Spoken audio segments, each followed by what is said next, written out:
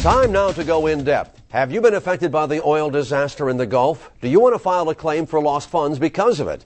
Well, many fishermen and businesses along the beaches and the Gulf Coast absolutely do. And now there is a different process. A government-appointed administrator is now handling things. This is the guy in charge, Washington Attorney Kenneth Feinberg, and says that he plans to be very generous. As of today, the Gulf Coast Claims Facility is accepting personal and business claims.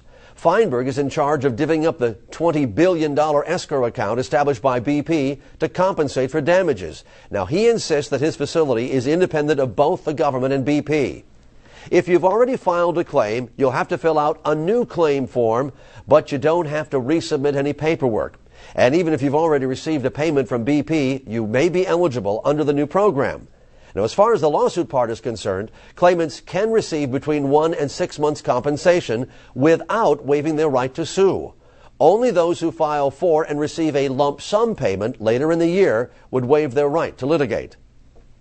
Joining me now, Steve Yerrid, Special Counsel for the Governor in the state of Florida on our oil spill. All right, as of Monday, now the process moves into the hands of Ken Feinberg and that consortium that will try to decide who gets paid claims. Good, bad, indifferent? How do you feel about it? Well, for those people that prevail, good. Right now, we want to see the process work. I think the governor is committed to giving time for the process. But already I see pushback. Already I see, well, you don't have oil on the beach, therefore you don't have a claim. Well, where are the documents showing the loss? And if you don't have the documents, we're going to have to look at that claim longer.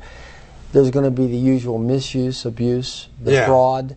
But between now and then, there's going to be a clear, bright line where the larger claims are going to start getting denied. I got to ask you a legal question because I've had viewers ask this question. Can you sue based on a perception? For example, Clearwater, we've got no oil, so these people want to be compensated for the no oil that didn't show up on their beach because of the perception that there was oil on the beach. Well, let me say this. Let's take a scenario. I always like a factual scenario. You've got a hotelier on Clearwater Beach. Mm-hmm. They've got a convention. Let's call it the Hilton. The Hilton people are called. They said, we've got 600 people that wanted to come to Clearwater, but we have a belief that the oil is either a plume or it's contaminating the seafood. We don't want to take a chance of our October convention. We want to take it to California. Book us in the Hilton Hotel. Same amount of money we're willing to spend. It's nothing to do with the economy. It's this oil spill. It's our perceptions. Is that a loss? Absolutely. Yeah, but now we're talking about the small hoteliers now that don't have as many people that say, well, the oil that did it, or the people who booked up and now they say, hey, this is an excuse for us to get out of it because now we know that our time's a little harder than we thought. Like I said, there's always going to be an abuse, but the problem is there is clearly a reality here. Sure. The reality that people on the West Coast and actually throughout Florida are losing tourism dollars, which means bed tax, tourism tax, real estate property values. All those things are being adversely affected, yes, by the economy, certainly, but no doubt about it, by the oil spill, the largest environmental disaster we've ever had in the nation's history. Mm-hmm. I mean, to say that it's not affecting us is to be, I think, a little bit ignorant. Okay, Feinberg has admitted, he says, what we're going to do, he explained it a little bit, is we're going to have to prioritize the things that we think were more legitimately hit than others. Plus, they're also going to put literally a map how far away you were from the spill to help them determine who gets money and who doesn't. They're clearly leaning toward, if not committed, to a bright, clear geographic line. The Panhandle's being prioritized. The rest of the West Coast is really not being given top priority. But Al, one thing important for Florida and the citizens of Florida, and the governor certainly, is to know that all of Florida is affected by whatever happens in any geographic location. Sure. If our tax revenues go down because of some geographic impact, it will affect all the citizens. Mm-hmm. So, you see, it's not a localized scenario. So what I suggest and what we're trying to explore is a dialogue where BP and the wrongdoers could open a dialogue to give us interim relief as a sovereign. So we don't compete with the Feinberg claimants, but we look at the larger picture, which I've suggested is the only methodology to use now, because we're going to have a budget shortfall regardless of about $4 to $5 billion.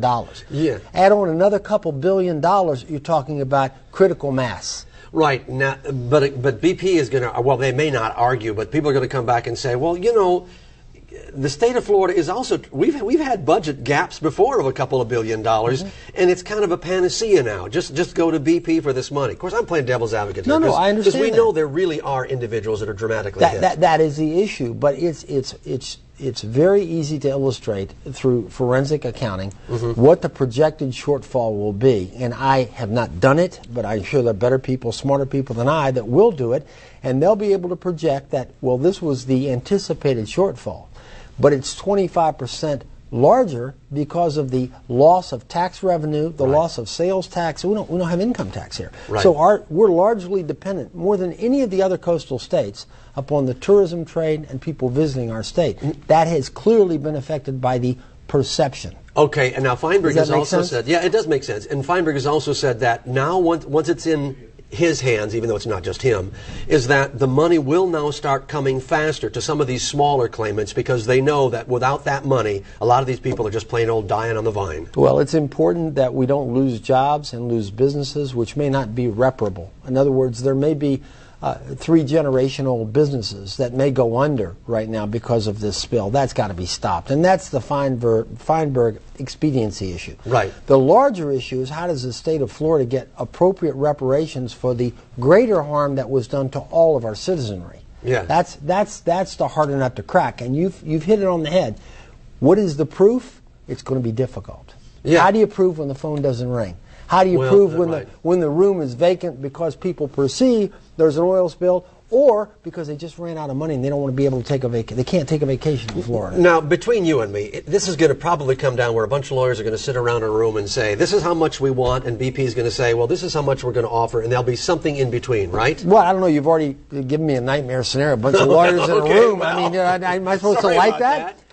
I think what will happen is there'll be a dialogue that occurs between the principals. That's always more effective than getting the lawyers involved. I mean, I know I'm a lawyer, and I know I go into a courtroom to make a living and help people. Yeah. But the better path here is resolution. I just point out to you in the Exxon Valdez case, the litigation lasted and is still going on 20 years after the fact. Oh, boy. Well, the state of Florida cannot and should not take that as its first option. And I think Governor Crist is committed to doing everything and anything he can for the people to give us the best path toward resolution.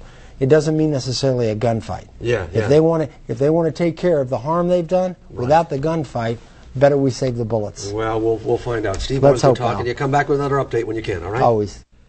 Taking a look at the claims paid out so far along several of the Gulf Coast states, $80 million worth have been paid out in Florida, where most of the beaches do not have any oil. Compare that to $152 million paid out in Louisiana, the state closest to the disaster site. Alabama claims have totaled $97 million so far, and Mississippi $31 million. Here's a look at some of the claims paid to people and businesses in the Bay Area. Pinellas has the highest amount of claims in our viewing area, over $1.5 million worth. Pasco County, just over $972,000 worth, and Hillsborough around $744,000. That's your in-depth report for today. If you'd like more information on the new BP claims process, be sure to head to our website at baynews9.com and just click on the Scene on 9 section.